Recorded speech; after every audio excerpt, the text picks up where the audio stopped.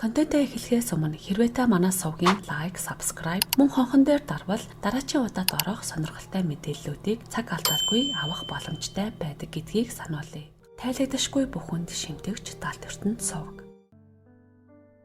Тантай ойр дотны хүмүүс үгээрээ таныг дэмжиж, танд сайн ханддаг боловч энэ нь хуурамч юм шиг санагдаж байсан уу? Эсвэл инээмсэглэхийн цаана таагүй мэдрэмж нуугдаж байгаа юм шиг мэдрэгддэг үү?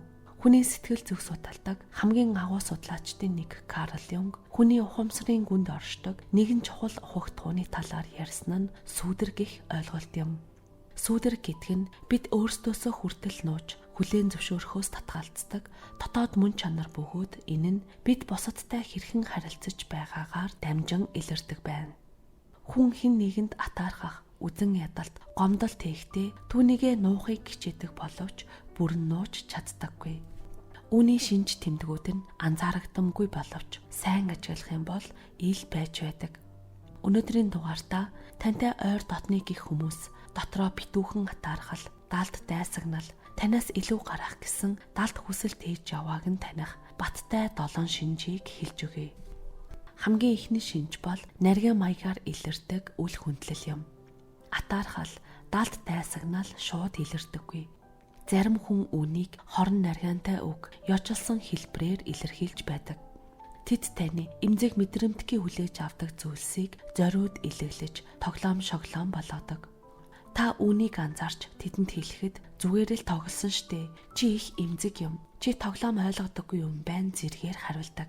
Ийм зан авир нь маш далд шинжтэй бөгөөд таныг эвгүй байдалд оруулж сэтгэлийг чинь тавгүй болгодог. Харин нөгөө хүний хувьд өөрийгөө зүгээр л хошигнож байна гэж харагдуулж чаддаг байна.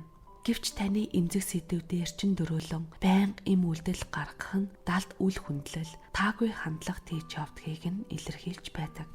Хэрвээ тухайн хүний хошигнол таныг үргэлж эвгүй байдалд оруулж, дорд үзэж, гутаанд доромжилж байгаа мэт сэтгэгдэл төрүүлдэг бол тэр хошигнол бол зүгээр нэг инээдтэй яриа биш, харин дотроо нууж байдаг дайсагналын илэрхийлэл байх магадлалтай юм. Карл Юнгийн үздснээр бид өөрсдийн сүүдэр буюу хүлээн зөвшөөрөхөөс татгалцсан дотоод сөрөг талуудаа өөрийн мэдээлгүйгээр бусдад тусгаж илэрхийлдэг гин.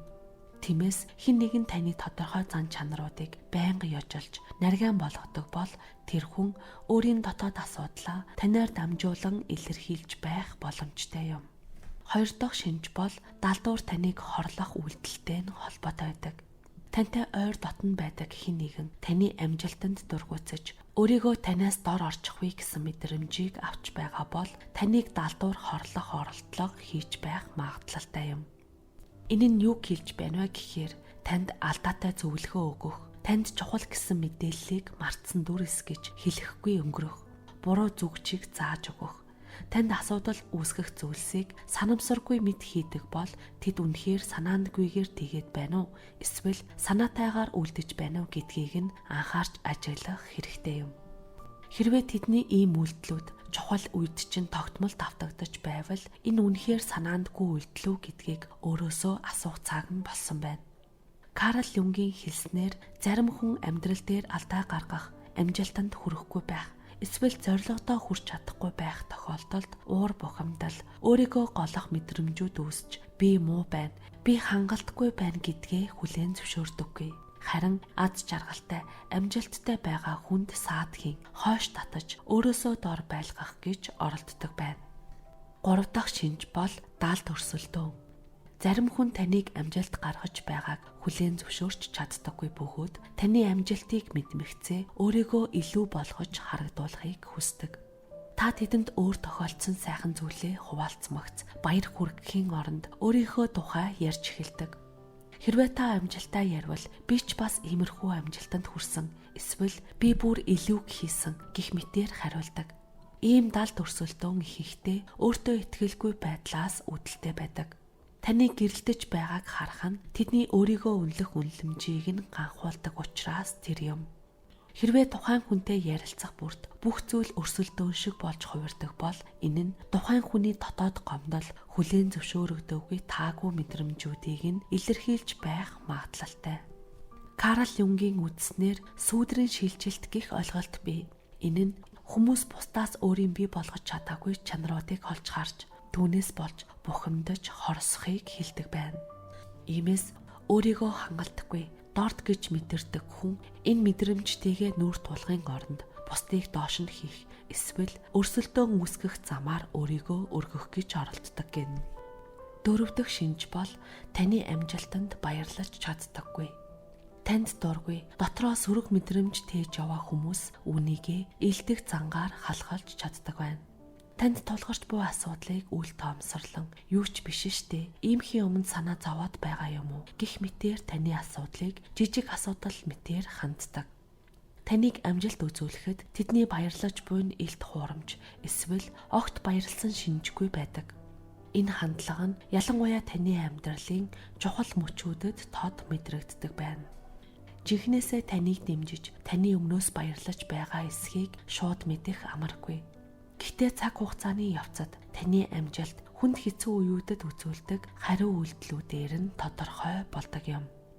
5 дахь шинж тэмдэг бол санаа тавьж байгаа мэт харагдах хяналт юм. Зарим хүмүүс хэлэхдээ чиний л төлөө гих үгээр халахвчилж таны амьдралыг удирдах, захирах оролдлогыг хийдэг байна.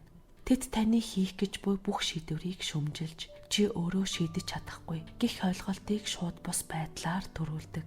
Гол зорилго нь таныг дэмжих бус харин өөрөөс нь хамааралтай болгох гэж тэр юм. Ийм төрлийн хяналт тавих байдлыг таних тун хэцүү.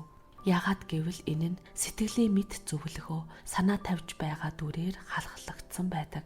Үнийг танихын тулд хамгийн чухал нь тэдний зөвлөгөөг сонссны дараа та өөртөө итгэлтэй болж байна уу? Эсвэл улам бүр эргэлзээтэй, сул дорой мэдрэмж төрж байна уу гэдгээ сайтар анзаарах юм. Хэрвээ тэдний санаа тавьсан зөвлөгөө нь таныг сэтгэл санааны хувьд улам тогтворгүй, өөртөө итгэлгүй болгож байвал энэ бол нэг төрлийн далд манипуляц, хяналт байж болох юм. Карл Юнгийн хэлснээр өөрийн дотоод эмх замбараагүй байдлаа хүлээн зөвшөөрөх зориггүй хүмүүс бусдыг хянах гэж оролддог гэсэн юм. Тэд өөрийгөө ойлгохгүй байх, сэтгэлийн тогтворгүй байдлаа хүлээн зөвшөөрч чадахгүй байгаа учраас үнийгээ мэдрэхгүй тулд бусдын амьдралыг удирдах замаар тайвшрах гэж хичээдэг байна. 6 дахь шинж бол таныг далдуур шүмжилж, ховжив тараах явдал юм. Танд битүүхэн атаархаж, таныг хүлээн зөвшөөрөхийг хүсдэггүй хүмүүс далдуур шүмжилж, таны талаар ховживыг үүсгэж явдаг. Энэ зан авир хамгийн залтайд тооцогддог. Учир нь энэ нь танд шууд бас байдлаар нөлөөлдөг бөгөөд ихэнхдээ таныг мэдхээс өмнө үр дагавар нь гарч эхэлдэг. Хэрвээ танд ойр дотны хүмүүсийн чин хандлага гинэт өөрчлөгдөх, зарим найз нөхөд эсвэл хамт ажиллагсад гинэт зайлсхийх, хүйтэн хөндий хандаж эхлэх нь хэн нэгэн таны талаар сөрөг мэдээлэл тарааж байгааг илтгэж байж болох юм. Худал дэвэргэж ярьсан яриа бол хорслын мэдрэмж тээж явдаг хүмүүсийн хувьд хамгийн хүчтэй зэвсгэн юм. Юнгийн тайлбарласнаар бусдыг гутаах хэрэгцээ нь ихэнхдээ тухайн хүний дотоод айдас, сул дорой байдал, өөртөө итгэх итгэлгүй байдлаа бусдад тусгаж байгаа ухамсаргүй үйлдэл байдаг гэсэн байна. Өөрөөр хэлбэл өөрийгөө доогуур үнэлдэг, амьдралдаа сэтгэл хангалуун бус хүмүүс энэ мэдрэмжээ дарахын тулд бусдыг онцгойгээр харагдуулахыг оролддог. Тиймээс таны тухай муугаар ярьж яваа хүмүүс бол үнэндээ өөрийнхөө сул дорой байдлаа илчилж буй хэрэг юм. 7 дахь шинж тэмдэг бол үгээр бус, биеийн хилэмжээр илэрдэг сөрөг хандлага юм. Атаархал нь ихэвчлэн тэдний ухамсаргүй үйлдэлүүдээр нь илэрч байдаг. Албатмал инээмсэглэл, гинэд өөрчлөгдөх нүүрний хувирал, эсвэл чимээгүй төгшүүртэй нам гүн байдал нь мянган үгнээс илүүг өгүүлдэг. Хүмүүс сэтгэл хөдлөлөө нуух гэж хичээдэгч биеийн хилэмж хизээд жинхэнэ мэдрэмжийг нь илчилж байдаг юм. Жишээлх юм бол та тэдэнд амжилтынхаа талаар ярихад тэд хөшүүн болдог. Танд магтаал хэлж байгаа мэт боловч яг энэ үедээ дууны өнгө нь үйл ялаг өөрчлөгддөг. Зарим мөчөд таны нүд рүү харахаас зайлсхийдэг. Үүнийг юм хэлэхдээ биеийн хилэмж хүний далд ухамсар хизээж худлаа хилдэггүй. Учир нь ил ухамсар баг зөөх чадвартайч харин биеийн хилэмж бол жинхэнэ мэдрэмжийнх нь шууд хариу үйлдэл гэсэн байна. Хэрвээ та тухайн хүний дэргэд байхдаа хүйтэн хөндий хандлага, төгшүүр, таагүй мэдрэмж мэдэрч байвал зүн совиндоо итэг. Эдгээр дохоог ялгаж таних тулд анхаарал, мэдрэмж шаардлагатай. Үгээр хүнийг яаж ч төөрөгдүүлж болдог. Харин биеийн хилэмж хизээд үннийг өгүүлж байдаг юм. Энэ хүртэл бидний бэлтгэсэн контентыг сонссон танд баярлалаа. Бидний дараагийн дугаар үүнээс ч илүү сонирхолтой байх болохоор та сувгаа дагаагүй байгаа бол яг одоо subscribe товчон дээр дарж биднийг дэмжээрэй. Тайлагдчихгүй бүхэнд шимтгч далд ертөнд суваг.